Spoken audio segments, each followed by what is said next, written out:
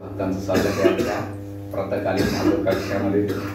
जे उपस्थित आहे त्यांचं स्वागत आहे, जे ऑनलाईन झूमवर आहे त्यांचं स्वागत आहे, डायरेक्टली इनडायरेक्टली सगळ्या भक्तांचं हार्दिक स्वागत आहे.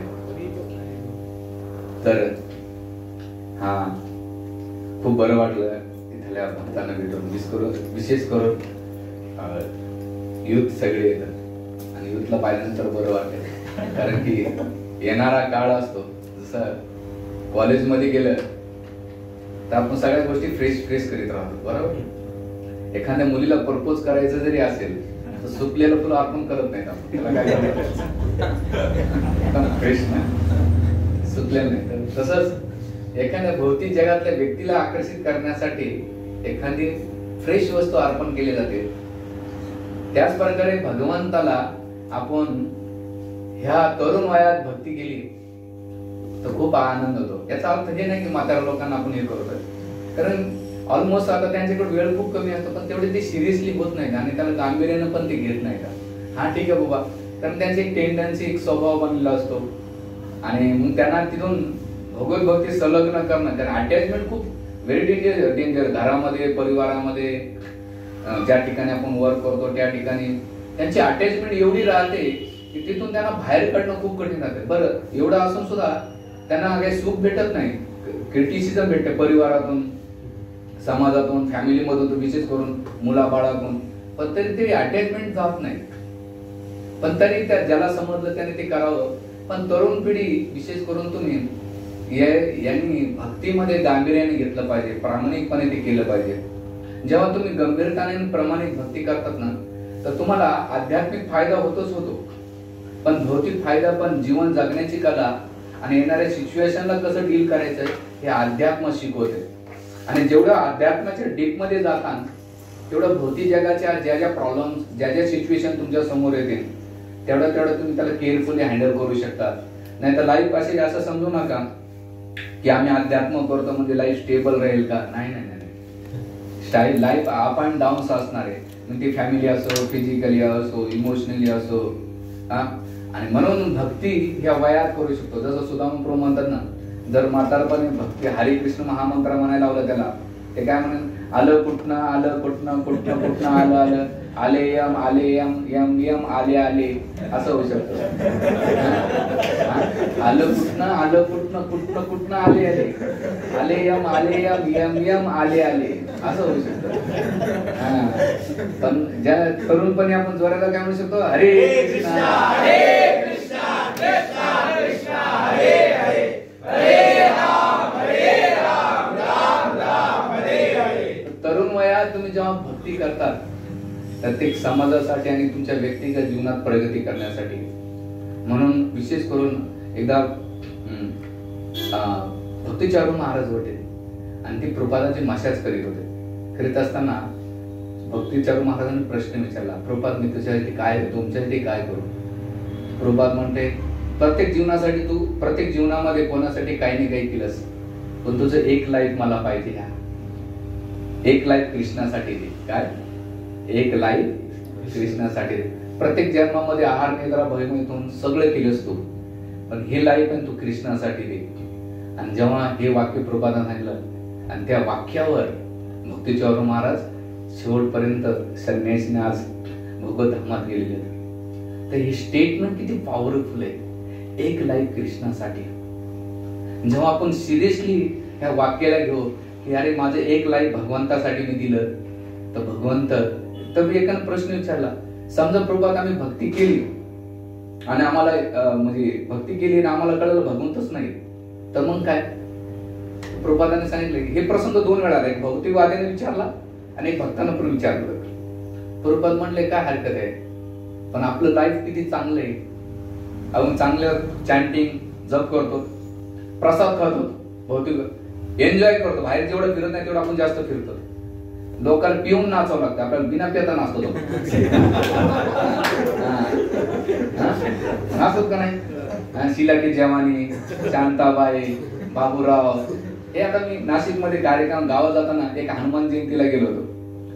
हनुमान बिचारा बाल ब्रह्मचारी, पण त्याच्याचं काय लागलं, शिला की जवानी. हनुमान जरी म्हटले तर खाली उतरून चालले, संस्कृतीकडे आपण न जाता विकृतीकडे चाललो. म्हणून सांगायचा मुद्दा असा आहे की प्रपादन ते आपली लाईफ किती चांगलं आहे, आपण एन्जॉय करतो. भौतिकवादी जेवढा एन्जॉय करत नाही तेवढं कृष्ण भक्त एन्जॉय करतात. प्रसादाच्या नावाखाली पनीर खातात, पिझ्झा खातात, पास्ता खातात, आणि वरून म्हणतात पिझ्झा पास्ता गोलोका रास्ता, पिझ्झा पास्ता गोलोका रास्ता. म्हणजे भक्ती अशी आहे की तुम्ही जशी वळवायची तशी वळवता तुमच्या मनानुसार. पण हरकत नाही, त्याला विप्त वैराग्य म्हटलेलं आहे.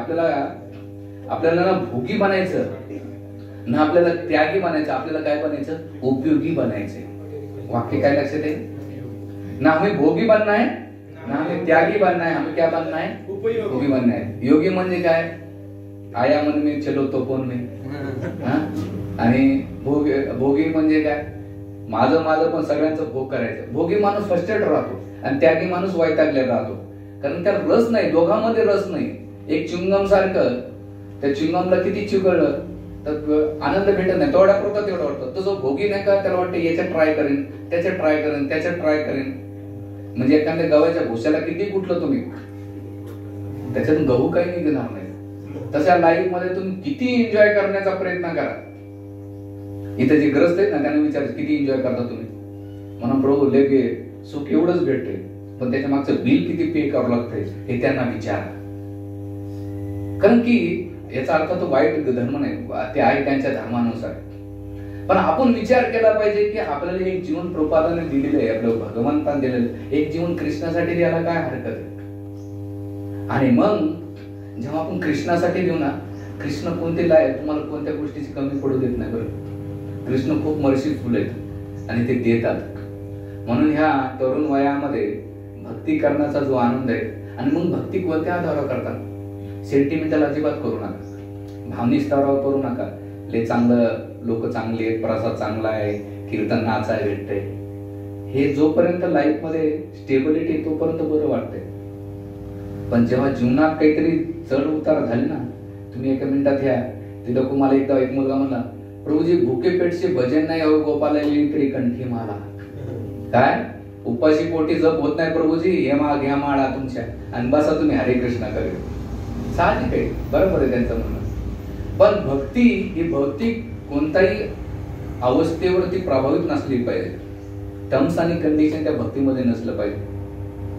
त्याच्यामध्ये ज्याच्याप्रती प्रेम असेल, रिअल परफेक्ट प्रेम कशाला म्हणतात माहिती का, अपेक्षा नाही, सहन करणे आणि क्षमा करणे याला खरं प्रेम म्हणतात. भगवंतावर आपलं प्रेम असेल तर अपेक्षा ठेवू नका आणि येणाऱ्या त्रासाला सहन करा आणि आपल्या बाजूच्या लोकांना त्यांच्या चुकाला क्षमा करा किंवा माफी मागून घ्या. हे भक्तीमध्ये स्टेबल राहण्याचं लक्षण आहे. भक्ती तुम्ही कोणाकडे पाहून करत नाहीत किंवा तुम्हाला कोणी पाहून भक्ती करत नाही. भक्ती ही इंडिव्हिज्युअली तुम्हाला डेव्हलप करायची. लोकांचा गैरसमज बऱ्याच वेळा होत असतो, संस्थेची प्रगती झाली म्हणजे माझी प्रगती झाली. तसं नाही, माझी प्रगती ही संस्थेची प्रगती आहे. म्हणून इंडिव्हिज्युअली लाईफ मध्ये तुम्हाला स्वतःला डेव्हलप करणं आणि एक स्टेबिलिटी, कोणती अवस्था माझ्या लाईफ मध्ये, सोशली हो, सोशली काही हो, फॅमिली प्रॉब्लेम्स येतील, फिजिकली येतील, फायनान्शियली येतील, इमोशनल प्रॉब्लेम्स येतील, त्याच्यामध्ये तुम्ही किती स्टेबल राहता आणि भक्ती करतात हे तुमच्या भक्तीची पराकाष्ठा आहे. आणि भक्ती मंदिरात नाही, ते व्यवहारात दिसून येते. आणि मंदिरात जेव्हा तुम्ही समाजामध्ये राहतात, तिथं वावरतात, तेव्हा ती भक्ती. मग याला मेन फाउंडेशन काय, याचं मेन फाउंडेशन काय असलं पाहिजे की याच्यामध्ये 3 गोष्टी खूप महत्वाच्या आहेत. लॉंग टाइम टेक आहे, लंबी रेस को घोडा बनना आहे, तर तुम्हाला स्वतःला नाही का तुम्ही फिलॉसॉफिकल अंडरस्टँडिंग पाहिजे. जीवनामध्ये स्टँडिंग स्टेबल राहण्यासाठी जसं मोबाईलचा डिस्चार्ज झाला ना, तर आपण काय करतो, चार्जिंग करतो ना. किती तळमळ राहते ती मोबाईल चार्जिंग करण्यासाठी. त्याचा असं वाटतं ऑक्सिजन बंद होतो काय, किती तळमळ का, तर मेंटल लेवलला एन्जॉयमेंट इथे भेटते त्याच्यामध्ये. आणि त्या मेंटल लेवलला एवढी एन्जॉयमेंट भेटते की त्या मोबाईलची, तो मशीन आहे पण ते मशीन मेंटॅलिटी आपल्या मोबाईल मध्ये येऊन जाते. मोबाईलची रील फास्ट फिरते, तसं आपल्या माइंड मध्ये पण आपल्याला वाटते आपल्या लाईफचे problem fast solution, problem solution भेटावं. ती रील फिरणं वेगळं, पण लाईफ मध्ये प्रॉब्लेम्स, सिच्युएशन की फिरणार नाही. निसर्ग कसं नॅचरली सूर्योदय होतो आणि सूर्यास्त होतो, तसं आपलं लाईफ नाही का त्या मोबाईल बरोबर नाही ठेवलं पाहिजे. लोक पण मी बऱ्याच वेळा पाहिलं, चांगल्या गोष्टी मोबाईल मध्ये ठेवतात, वाईट गोष्टी डोक्यात ठेवतात. उलट करायचं असतं. काय चांगल्या गोष्टी डोक्यात ठेवल्या पाहिजे, वाईट गोष्टी मोबाईल मध्ये. तो विषय नाही माझा. मुद्दा असा मला सांगायचा आहे की गॅजेट्स पासून थोडं दूर राहा. गॅजेट्स हे तुम्हाला नाही का दुसऱ्याबरोबर तुलना करण्यासाठी जीवन शिकवलं जाते, कारण दुसऱ्याचा कचरा पाहता तुम्ही आणि तसं वागण्याचा तुम्ही प्रयत्न करता.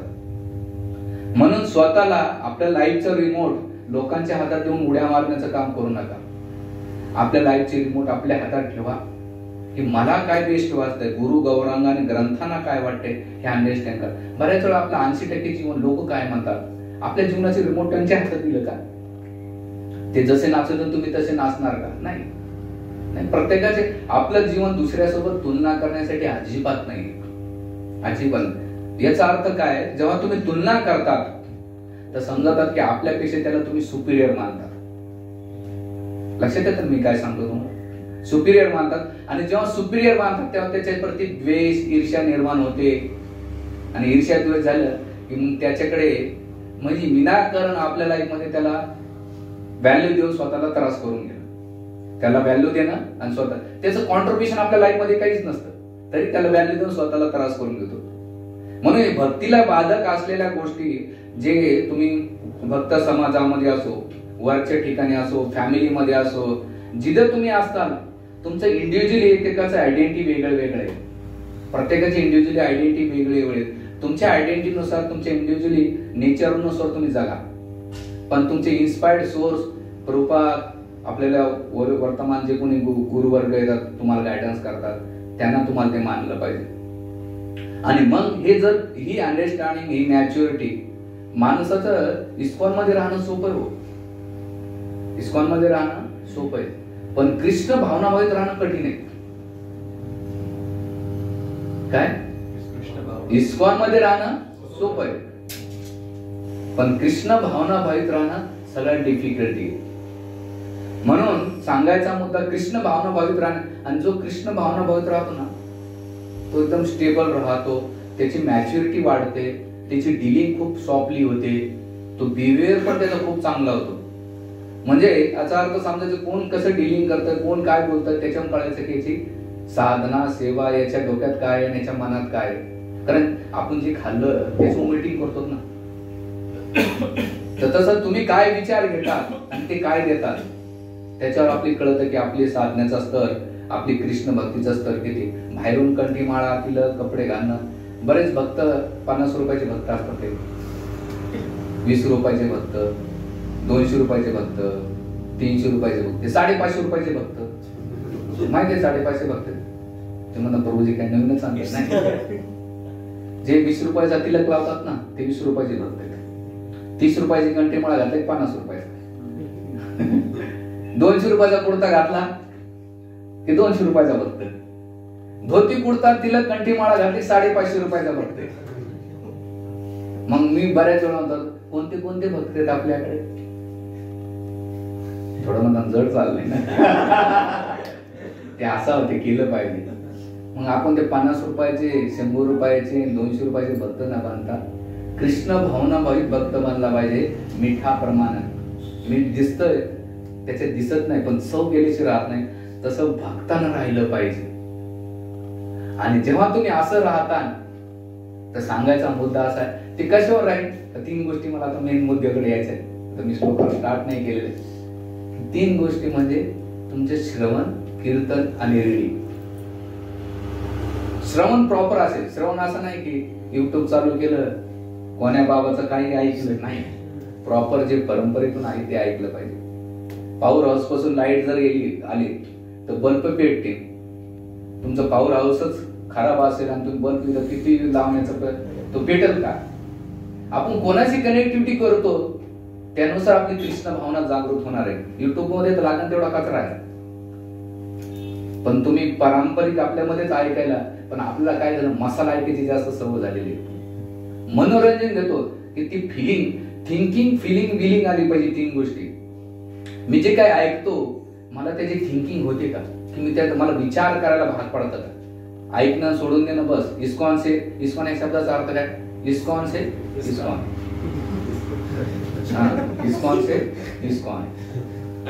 थिंकिंग म्हणजे विचार करा, थिंकिंग, फिलिंग म्हणजे अनुभव करा, आणि विलिंग म्हणजे काय करा?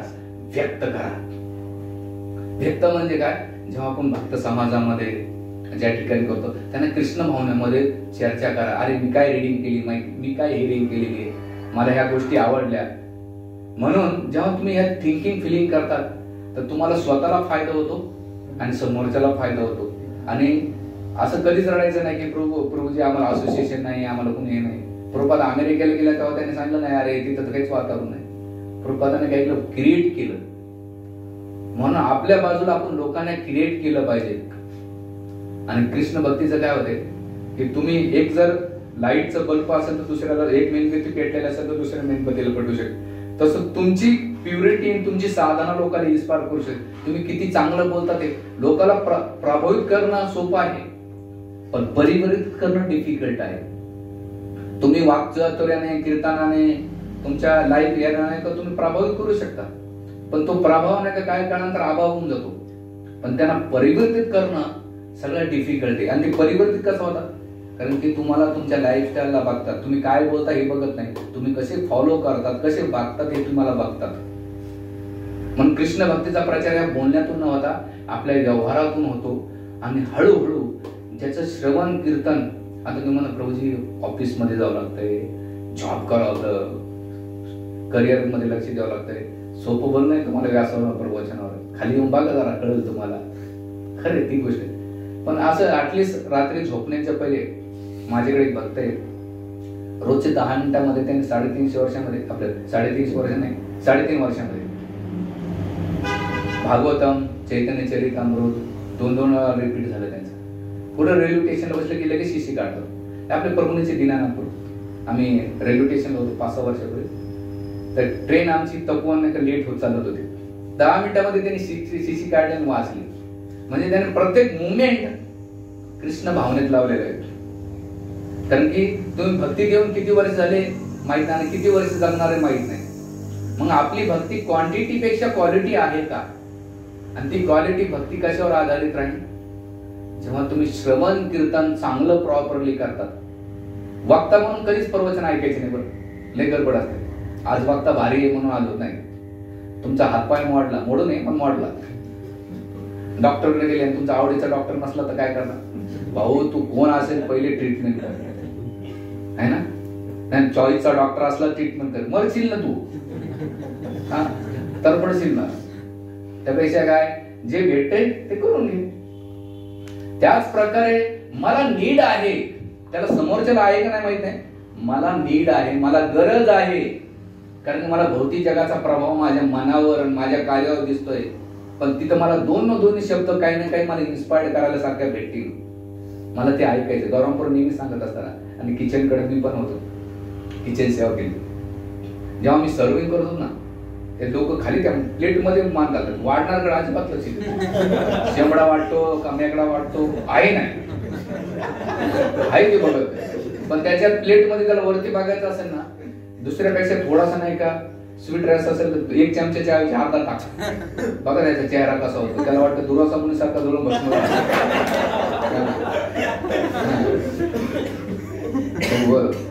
मी कोणतं पाप केलं तुम्ही, आणि मनात म्हणून त्याच्या बापाचं चाललंय का?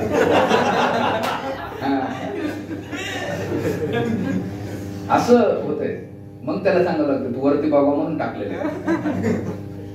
तसंच आपण या जगामध्ये आपल्या लाईफ मध्ये डिफिकल्टी काय येते माहिती का? आपण भगवंताकडे पावा म्हणून ही डिफिकल्टी येते. भगवंत नेहमी स्वीट राय दिले आपल्याला, लाईफ मध्ये स्टेबल आहे, चालू भक्ती चालू, भगवंताला टेन्शन नाही, मला टेन्शन नाही, भक्ताला टेन्शन नाही. महत्वाचं काय की आपल्याला मला नीड आहे. आणि जेव्हा डिफिकल्टी आली तेव्हा समजायचं की भगवंत मला स्वीट राईस कमी देत आहेत वरती बघण्यासाठी. आणि जेव्हा गोड गोड होत असेल तर समजायचं नाही अरे गडबड. तर मुद्दा असा आहे की आपल्याला श्रवण कीर्तन, जेव्हा तुम्ही चांगलं श्रवण कीर्तन करता आणि प्रभुपादांचे बुक्स डेली वाचताना. आपलं शरीर सुटण्याच्या पहिले आपले सगळे प्रभुपादाचे बुक्स वाचणं झाले पाहिजे. आणि जेव्हा प्रभुपादांच्या पुस्तकाचं तुम्ही वाचन करतात ना, तर दोन गोष्टी होतात. डायरेक्टली कृष्णाशी कनेक्ट होते आणि दुसरं प्रभुपाद आपल्याला डायरेक्टली गायडन्स करतात. जसं तुम्हाला कसं तुमच्या उदाहरण देतो, सोपं झालंय. तुमच्या गर्लफ्रेंडनं तुम्हाला SMS केला पाहिलं, तर तुम्हाला किती उत्सुकता राहते, आता ती काय म्हणते ते शब्द, तिच्या भावना, तिची फिलिंग काय असेल. आणि जसं जसं त्यांचं शब्द वाचतात ना, तसे तसे आपली फिलिंग होती, आपल्या मनावर होतं. रोमांचे कंपा असं किती उतरला होता. अरे कधी मी तिला भेटन आणि हे करेन, म्हणजे तिच्या शब्दावर एवढं आपण भाळून जातो त्या SMS द्वारे. काँग्रेशन पण आहे काय ग्रुपला? अरे सांगायचं ना.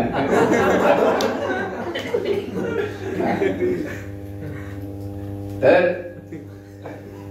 हरे कृष्णा. त्या उदाहरणाकडे जाऊ नका, मुद्द्याकडे या.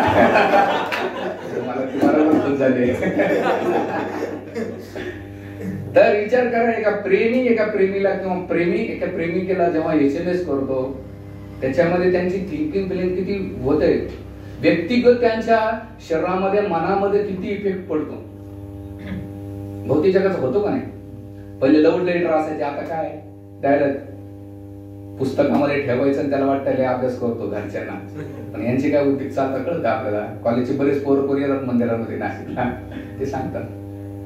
तर मुद्दा असा आहे की त्या लेटर मधून एवढं त्याला फिलिंग होते. तर जेव्हा आपण प्रभुपादांचे बुक्स वाचतो, प्रभुपादांचे जेव्हा बुक्स रीड करतो आपण, तेव्हा आपल्याला इंडिव्हिज्युअली असं कळालं तरी कृष्ण मला डायरेक्ट गायडन्स करतात, प्रभुपाद मला बोलतायत.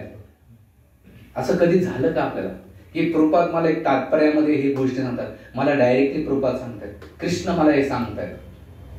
हे कधी भावना आहे जेव्हा तुम्ही आता त्या मुलींच्या प्रति अटॅचमेंट असते, तेव्हा त्याची कधी फिलिंग येते. तसंच प्रभुपादाच्या बुक्स मध्ये किंवा हिअरिंग रीडिंग मध्ये अटॅचमेंट जेवढी असेल, आसक्ती तेवढी असेल, तेवढी आपली फिलिंग येईल, त्यांना अटॅचमेंट होईल. आणि भक्तीमध्ये अटॅचमेंट वाढवणं खूप महत्वाचं आहे, आसक्ती वाढवणं महत्वाचं आहे.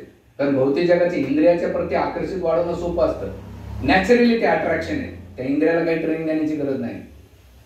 पण इथं कृष्ण भावनेमध्ये त्यांना आकर्षित करणं खूप डिफिकल्ट झालं.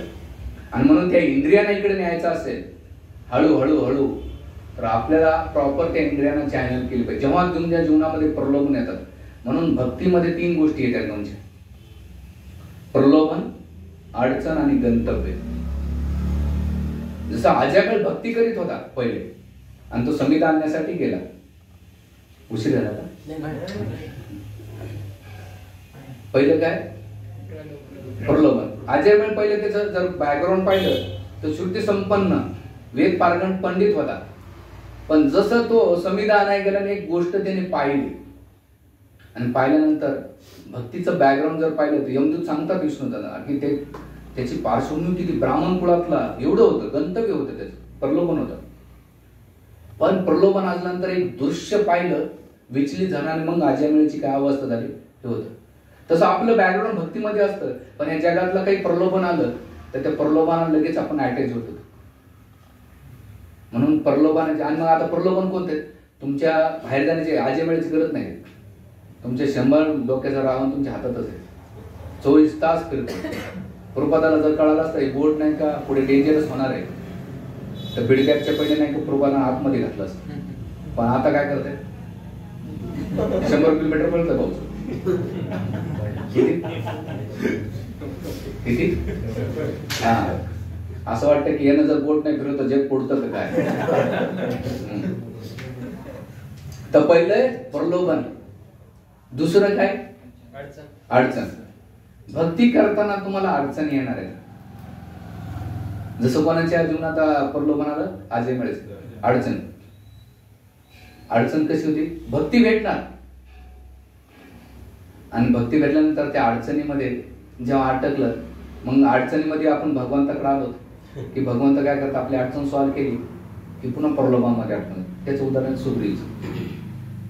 सुग्रीवला काय झालं? तो दुःखी अवस्थेत होता, आणि पहिला हनुमानने जाऊन सांगितलं बघ 9 तरुण येतात कोणतरी 2 जण जाऊन जरा विचार कोण येतं.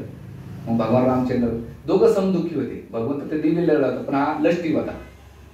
पण गेल्यानंतर सांगितलं माझी बायको वाली नेलं, असं झालं तसं झालं, हे झालं ते झालं.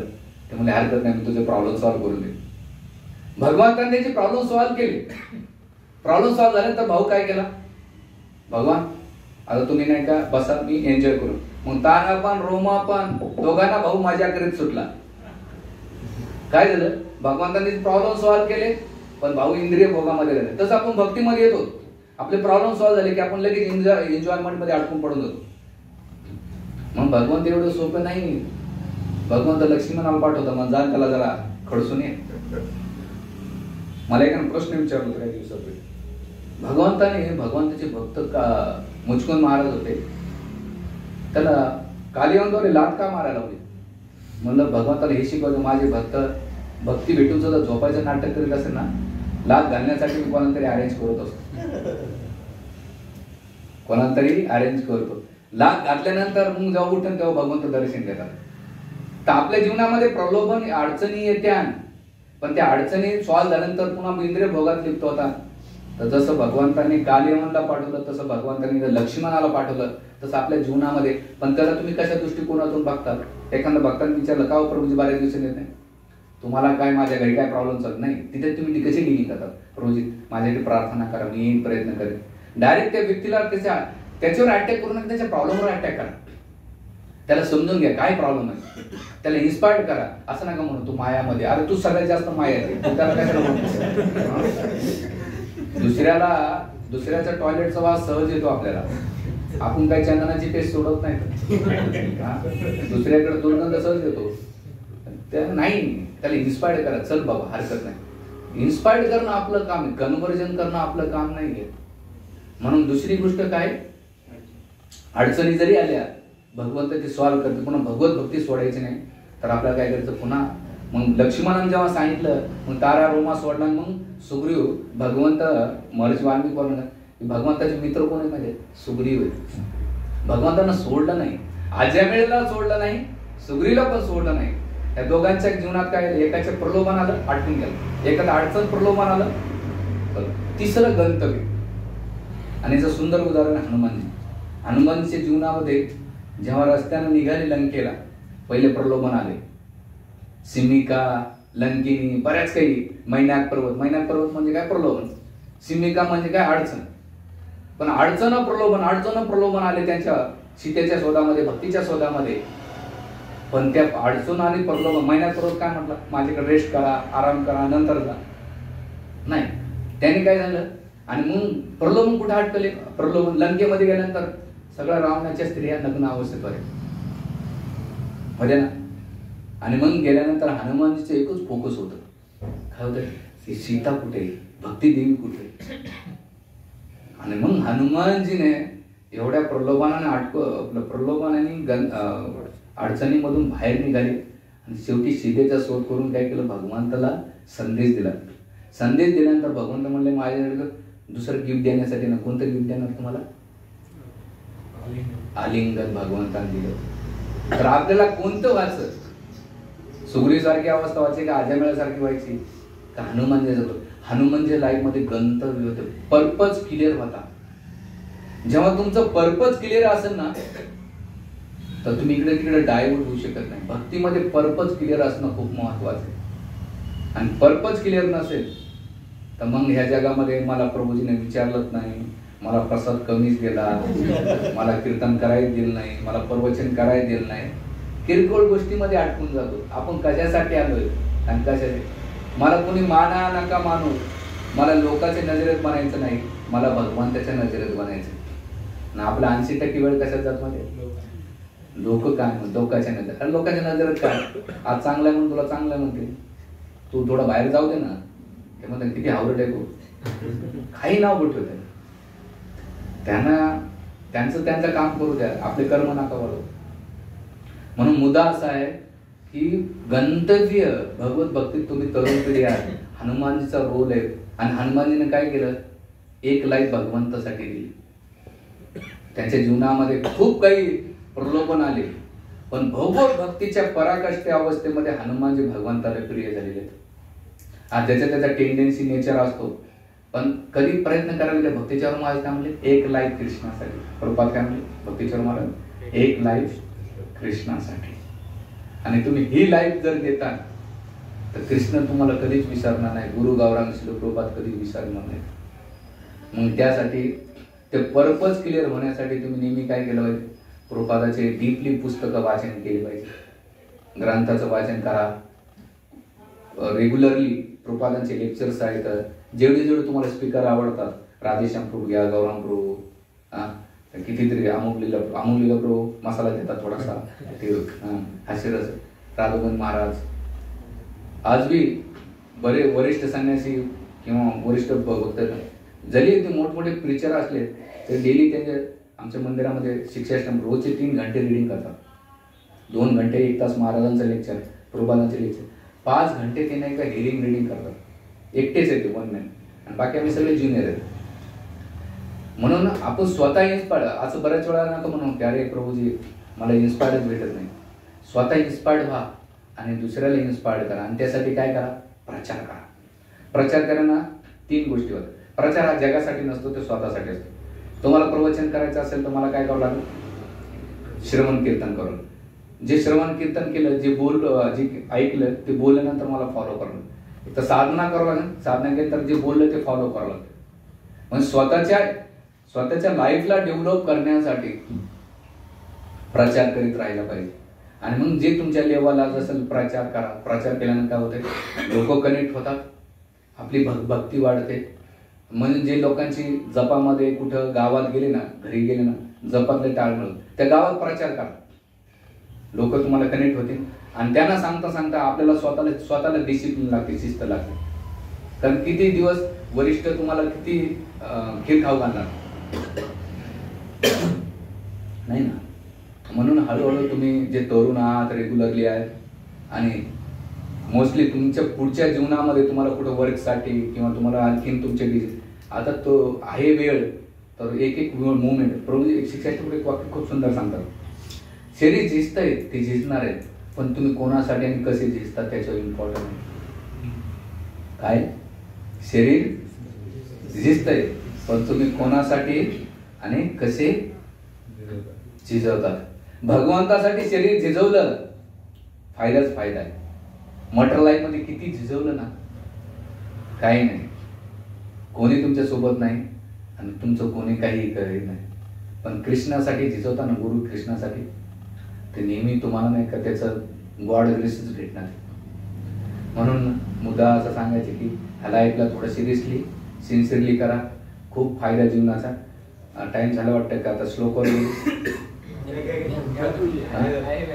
हरे कृष्णा हरे कृष्णा कृष्णा कृष्णा हरे हरे हरे राम राम राम हरे हरे. तर आता श्लोकाकडे सगळ्यांनी म्हणा हरी हरी ताट बसा बरं, डुलक्या मारू नका. तर आता आपण श्लोकावर येऊया. ह्या श्लोकामध्ये धर्म स्वनिष्ठता पुंसा शिक्षेक्षेना कथासु यत्नोपादरोती श्रम ही केवल. तर ह्या श्लोकाची सुरुवात पहिले 3 श्लोक सुखदेव गोस्वामीला डेडिकेट केलेले. पहिले 3 श्लोक सुखदेव गोस्वामीला समर्पित केलेले. पुढच्या श्लोकामध्ये जे मंगलाचरांचं वर्णन केलेलं. कोणत्या श्लोकला, 4थ्या नंबरच्या श्लोकला मंगलाचरण. नारायण नमस्कृत नरं चैव नरोत्तमं देवीं सरस्वती व्यासं ततो जयमुदीरयेत्. हे कोणाला, मंगलाचरण. आणि पुढचे श्लोक आहे जगाच्या उद्धारासाठी काय सांगितलेलं आहे की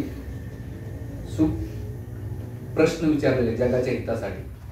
आणि त्या प्रश्नामध्ये धर्म विचारलेला आहे. धर्माचे 3 डेफिनेशन होऊ शकतात की रूपात क्लिअर करतात. आणि ह्या तात्पर्यामध्ये श्रीधर स्वामीपाद धर्माची वेगळ्या व्याख्या करतात की आपण कोणता धर्म पालन करतो, त्या धर्मानुसार आपला रिझल्ट. धर्मांची डेफिनेशन लोक वेगळे वेगळे देतात. हिंदू, मुस्लिम, शीख, ईसाई किंवा आपल्यामध्ये कोळी, माळी, मराठा, ब्राह्मण, सांबार, हे नाही. धर्म इथं बॉडी.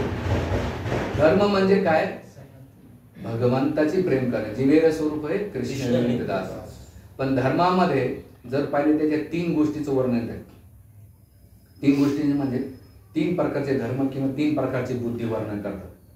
तो पहिला जो धर्म दिलेला आहे, आहार निद्रा भयमैथुनांचे सामान्य पशुविनारा धर्मो हि तेषाम अधिको विशेषो धर्मिणी हिना पशुभी समाना. जो आहार निद्रा भयमैथुनामध्ये अटकून पडलेला आहे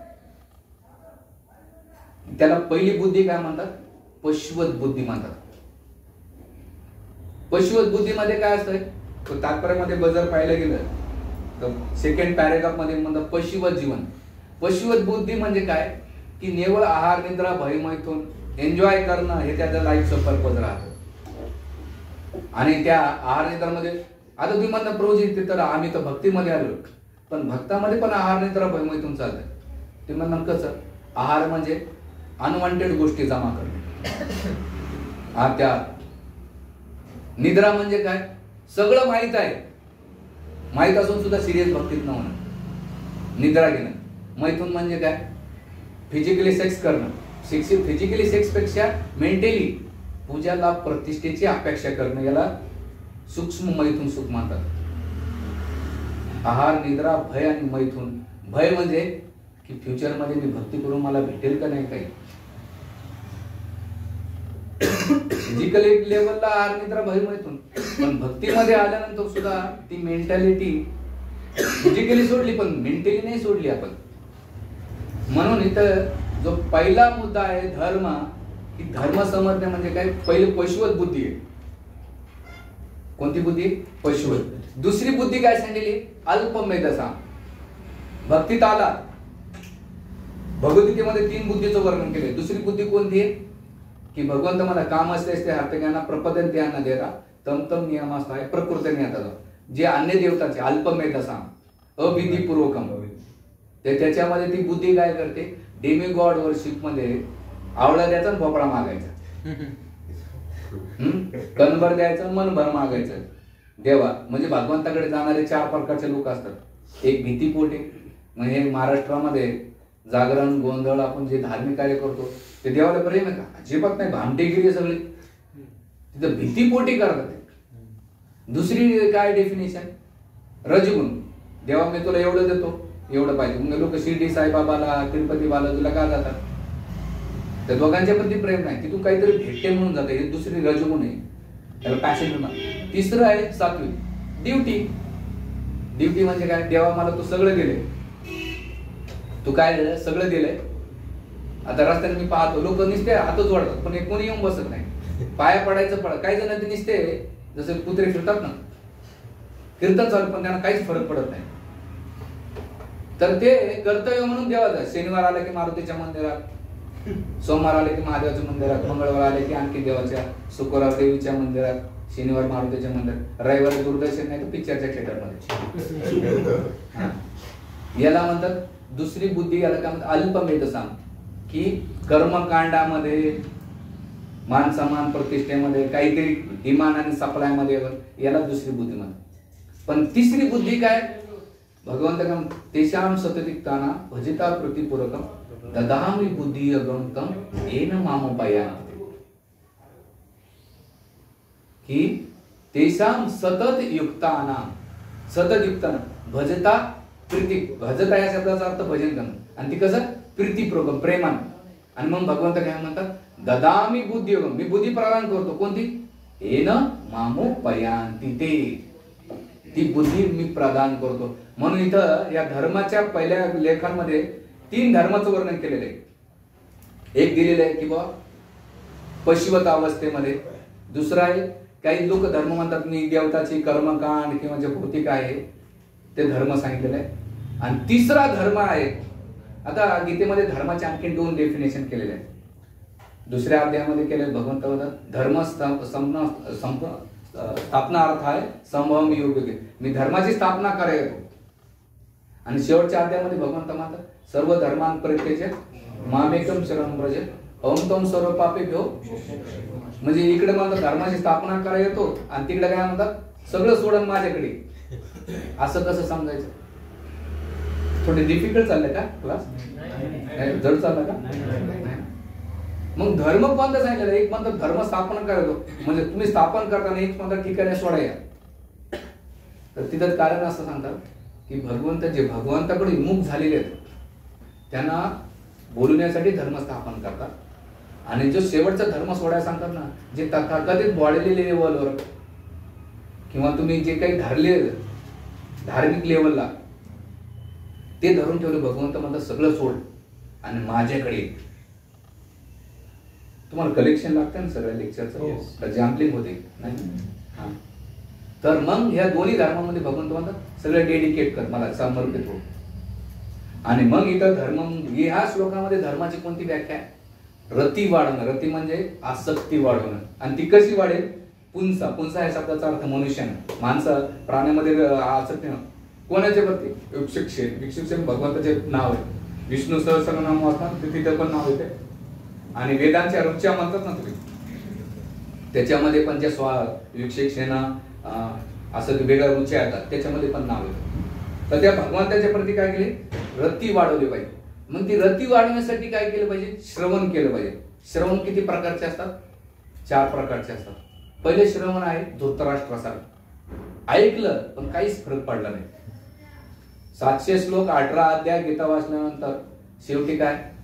श्लोक कशापासून सुरुवात झालेली? जेव्हा तुम्ही गीता वाचतात ऐकतात तर मामा का पांडवाचे किम कुरुत संजय, माझ्या पुत्राने पांडूच्या कृताने. जेव्हा पार्सलिटी पक्षपात तुमच्यामध्ये येतो, भेदभाव येतो, तेव्हा समजायचं महायुद्धाला सुरुवात झालेली. पहिल्या श्लोकामध्ये त्याची मेंटॅलिटी काय? माझ्या पुत्राने पांडूच्या पुत्राने काय केलं तर त्याच्यामध्ये भेदबुद्धी झाली. पण शेवटी गीता ऐकल्यानंतर काय झालं? अर्जुनाची मेंटॅलिटी करिष्ये वचनम तव, तुम्ही सांगाल ते फॉलो करतो.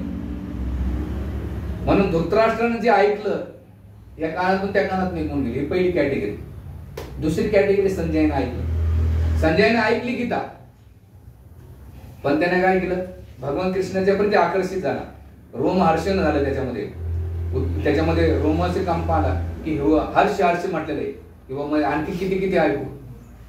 पण धृतराष्ट्राची सेवा नाही सोडली. तर दुसऱ्या कॅटेगरीचे लोक कसे? सत्संग ऐकणार, पुन्हा त्या संसारामध्ये त्या नको त्या गोष्टीत अटॅक करणार, धृतराष्ट्राची सेवा करणार, थोडी भक्ती बी करणार. या दोन्ही कॅटेगरी. आणि पहिली कॅटेगरी म्हणजे नदीचा पूर येतो वाहून जातो, सत्संगाला येतात, ऐकतात, हा काहीतरी बाबा चांगला सांगतो, हा काहीतरी भांडारा काला भेट, त्याला एकच असते कधी संपूर्ण भांडारा कधी भेटेल ना, तो मनाशी घेण्यात येणार. ते पहिले धृतराष्ट्रच काय तर त्याची अटॅचमेंट जात नाही. आणि अटॅचमेंट ही त्याला त्याच्या लाईफ मध्ये डिफिकल्टी. दुसऱ्या संजयची कॅटेगरी म्हणजे त्यांना दोघांची सेवा. आणि तिसरी कॅटेगरी अर्जुनाची. अर्जुनाने भले प्रॉब्लेम होते, प्रॉब्लेममुळे त्यांनी गीता ऐकली, शेवटी काय केलं? भगवंताला डेडिकेट झाला. तसंच आपण कोण्या कॅटेगरीमध्ये? आणि जेव्हा सगळी गीता ऐकल्यानंतर भगवंताने त्याच्या जीवनाचा डोर चालवला आपल्या लाईफ. म्हणून आपल्या लाईफ मध्ये जेव्हा प्रॉब्लेम्स आले ना, तर प्रॉब्लेम आल्यानंतर अर्जुनासारखी गीता ऐकली तर प्रॉब्लेम सॉल्व्ह होतात. परीक्षित महाराजांच्या जीवनात प्रॉब्लेम्स आले, भागवतम ऐकलं, तसं त्यांच्यापेक्षा मोठे प्रॉब्लेम तर आपल्या अजिबात नसतात. आहे का? आपल्या लाईफ मध्ये प्रॉब्लेम किरकोळ आहे. म्हणून जेव्हा जेव्हा प्रॉब्लेम्स आले गीता आणि भागवत वाचा, ऐका, लगेच होतं. आणि जेव्हा तुम्ही ते ऐकतात ना, त्या प्रॉब्लेम मधून सोल्युशन. जेव्हा आमच्या लाईफ मध्ये असं नका जाऊ कपडे घातल्यामध्ये तुम्ही नाही, आमच्या लाईफ मध्ये प्रॉब्लेम्स येतात, पण आम्ही कुठं पडलो? इकडं तिकडं नाही.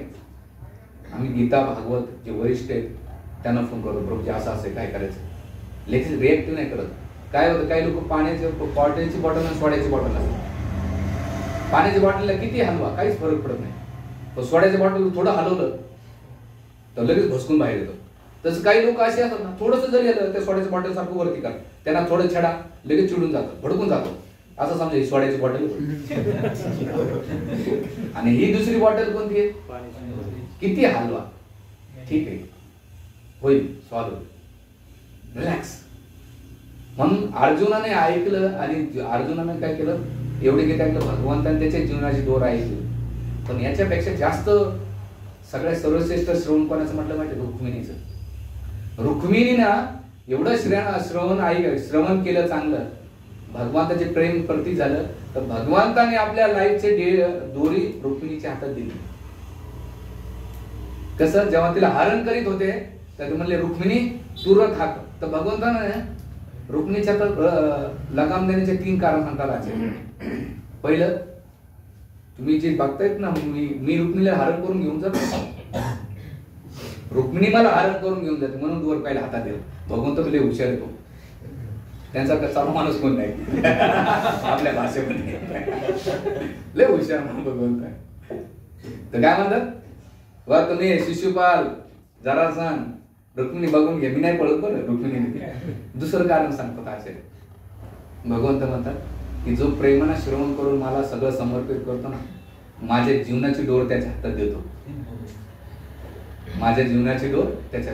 आणि तिसरं भगवंत रुक्मिणीला काय म्हणतात, रुक्मिणी तुझे सैनिक आता नाही का शिशुपालाचा वध करते.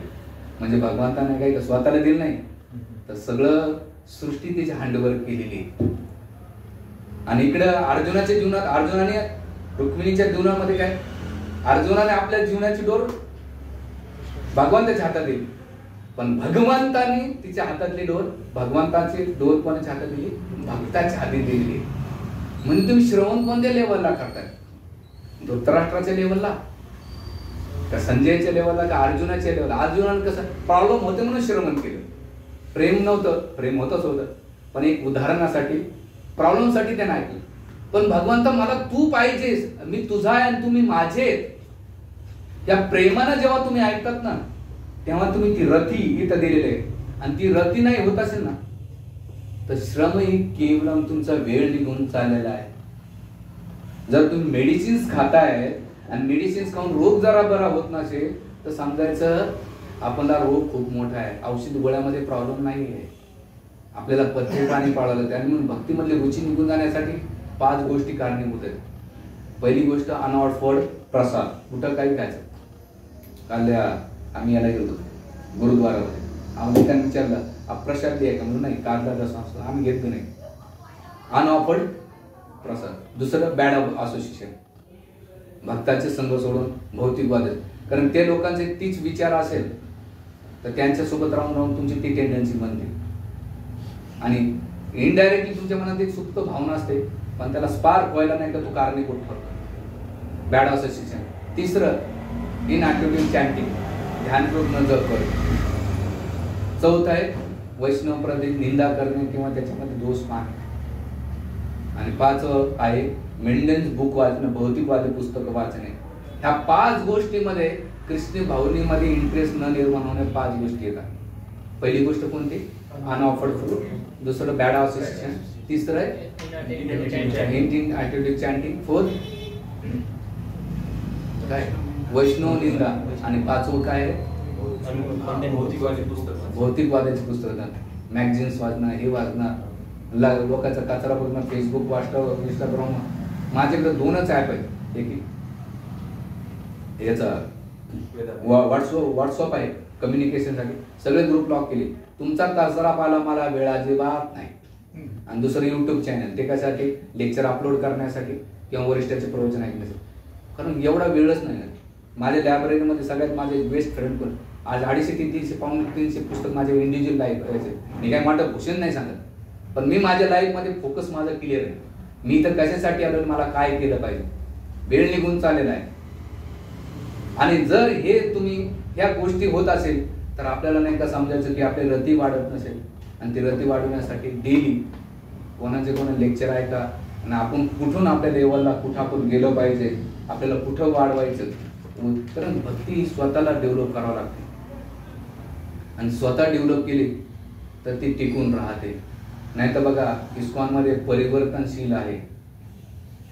सामाजिक परिस्थिती बदलते, राजकीय परिस्थिती, भक्ता समाजामध्ये बदलते. जुने लोक गायब होतात, नवीन येत राहतात. त्याचा एकाने मला प्रश्न विचारला, असं का बरोबर, भक्ती उथळ माथ्यावर करताना तर तुमचा हवेचा झाका कुठे तुम्हाला घेऊन जाईल माहित नाही. कितीतरी आज इस्कॉनमध्ये 16-17 वर्ष झाले, खूप लोक पाहिजे आले, जेवढ्या स्पीडने आले तेवढ्या स्पीडने गेलेले.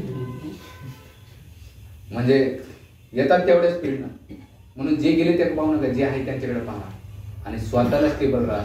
कोणाला गरज राहू का न राहू, मला स्वतःला केलं पाहिजे. आणि जेव्हा तुम्ही अशा भावनेनं करता त्या निश्चित रती वाढेल. रती एक दिवसातली होत नाही. कडू कारलं कोणाला खायला आवडत नसतं, मला तर नव्हतं, पण इस्कॉनमध्ये गोडी लागली. तसं हळूहळू गोष्ट. आता तुम्हाला रती का आवडत आहे? जसं एखाद्याला जॉन्डिस झाला असेल बरोबर, तर त्याला ऊसाचा रस दिला ना कडू लागतो. ऊसाचा रस कडू असतो नाही, पण त्याच्या जिवेमुळे ती काय लागते, कडू लागते. त्याच प्रकारे भौतिक जगाची कावडी आपल्याला झालेली आहे, म्हणून भगवत भक्ती एवढी आवडत नाही आपल्याला. पण हळूहळू ऊसाचा रस पित राहिला, खडीसाखर खात राहिले, ते व्यवस्थित गोड लागते. त्याच प्रकारे कृष्ण भक्तीमध्ये इंटरेस्ट नसेल, काही हरकत नाही, येऊन नुसतं बसा, प्रसाद खा, चॅन्टिंग करा, भक्तामध्ये नुसतं येऊन बसा. हळूहळू राधानाथ महाराजाला एखादा प्रश्न विचारला अनुभव करून, कृपात एखाद्या महाराज एखाद्यानं जप करणं सगळं बंद केलं असेल त्याला काय करा? एकच करा. महाराज म्हटले सत्संगाला येऊन बस. का बरं? भगवंताचं लक्ष भक्ताकडे जाईल आणि त्या भक्तामध्ये एखादा भक्त बसलेला असेल, त्या भक्ताबरोबर नाही का भगवंताचं लक्ष त्याला पण घेऊन जाईल. एकट्यानं मोर्चा काढला तर कोण लक्ष देणार नाही, पण सगळ्या मोर्चामध्ये सामील झालं तर सरकार जसं लक्ष देतोय तसंच भगवंत सुद्धा नाही का आपल्याकडे लक्ष देतो. म्हणून जेव्हा भगवान कृष्ण प्रगट व्हायचे असेल, इंद्रजी एकटी नाही, आपलं ब्रह्माजी एकटी नाही घेऊन गेली, सगळ्याला घेऊन चला म्हणजे मोर्चा काढा, कधी प्रगट होणार आहे. तसं भक्ताच्या संघामध्ये तुम्ही एकत्र संकीर्तन करणं म्हणजे काय? मोर्चाच काढणं आहे. भगवंता आम्ही सगळेजण मागणी करतो. काय मागणी करतो? हरे कृष्णा हरे कृष्णा कृष्णा कृष्णा हरे हरे, हरे राम राम राम हरे. संकीर्तन करतात म्हणून तिलक का कंठे तुळशी पत्र काढावं लागतं. जसं भोगामध्ये तुळशी पत्र टाकलं तर भगवंत भोग स्वीकारतात. जो कंठीमाळा तुळशी धारण करतो भगवंत त्याला स्वीकारतो. म्हणून वृंदाला याला जातात ना पंढरपूरला, त्या मावल्या तुळशी का घेऊन जातात? त्यांना माहिती आहे पांडुरंगाचं लक्ष आपल्याकडे जाणार, पण पांडुरंगाचं लक्ष त्या तुळशी बरोबर गेलं ना, त्या तुळशीला वहन करणार आहेत ना, तर भगवंत त्याच्याकडे पण लक्ष द्या म्हणून तुळशी वहन करतो. तसं भक्त आहे. आपली भक्ती एवढी नाही. आपल्याला काय माहित, जसं तुमचा फोटो कोणीच वाढणार नाही, पण एखादा पुढारी त्याच्या बाजूला नुसतं उभा राहू दे ना, त्याच्याबरोबर आपलाच फोटो निघून जातो. तसंच भगवंताचं लक्ष शुद्ध भक्ताकडे असते, त्याच्या आजूबाजूला नुसतं बसत राहा. पण आपल्याला काय वाटतं भगवे कपडे घालून ते शुद्ध भक्त आहेत. नाही, गैरसमज आहे. तुमच्या बाजूला मी कोणी असू शकतो. आपले काय मेंटॅलिटी, त्याच्या भौतिक अवस्थेवर, त्याचा भौतिक अवस्थेवर कधी जजमेंट करू नका. बरंच काही सांगण्यासारखं महत्वाचे मुद्दे येतात, वेळ खूप झालेला आहे. पण एकच आहे, श्रवण कीर्तन करीत राहा, असोसिएशन मध्ये राहा. असोसिएशन 2 उदाहरण एंड करतो. झाडू आपण कोणतरी आलं, झाडू खराटा म्हणा फडा म्हणतात ना, तो एकत्र बांधलेला असतो ना, तर सगळा कचरा साफ करतो. पण तो झाडू सुटला ना तर सगळा घर कचरा करून टाकतो. तसं एकत्र राहून तुम्ही अनर्थावर प्रॉब्लेम सॉल्व्ह करू शकता. ती बॉन्डिंग ब्लड रिलेशन पेक्षा चांगली पाहिजे. झाडू सारखं जसं आमच्या मंदिरामध्ये मार्बल आहे, मी तर मॉर्निंग वॉक करत असतो सकाळच्या टायमाला जग झाल्यानंतर. तिथे एक दिवस माझ्या चपलामध्ये आसोळ आळी शिरली होती. रोज ती चपलामध्ये खूप त्रास व्हायचा. म्हणजे गेले कुठं ते आमच्या इथे कदंबाचे वृक्ष आहे, तर त्या पत्र्याला असं मोठा गुच्छा त्याचा लागलेला. तर मला यांना काढून टाकू. ते गाडी घेतली आणि एक आसोल आलेलं काढलं.